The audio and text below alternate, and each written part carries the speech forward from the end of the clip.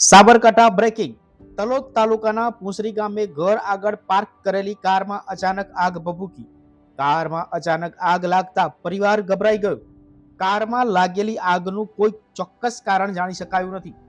અચાનક કારમાં આગ લાગ્યાની જાણ થતા આજુબાજુના રહીશો આગને કાબુ લેવા પ્રયત્ન કર્યા હતા, પણ વિકરાળ આગથી કારને ભારે નુકસાન થયું હોવાની માહિતી મળી રહી છે. આગની જ્વાળાઓથી ઘરના પટાંગણમાં ધુમાડાથી દિવાલો કાળી પડી ગઈ છે, તેમજ થોડુંક નુકસાન થયાનો પણ માહિતી મળી રહી છે. સદનસીબે કોઈ જાનહાનિ ન થતા પરિવારે રાહતનો દમ લીધો હતો. સાબરકાંઠાથી મનોજ રાવલ સાથે જોતા રહો સત્ય વિચાર ન્યૂઝ.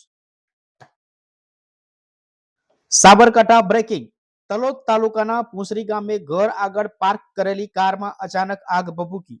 કારમાં અચાનક આગ લાગતા પરિવાર ગભરાઈ ગયો.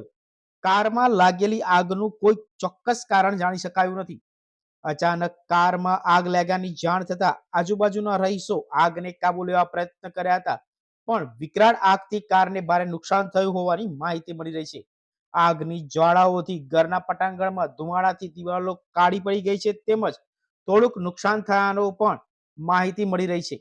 સદનસીબે કોઈ જાનહાનિ ન થતા પરિવારે રાહતનો દમ લીધો હતો. સાબરકાંઠાથી મનોજ રાવલ સાથે જોતા રહો સત્ય વિચાર ન્યૂઝ.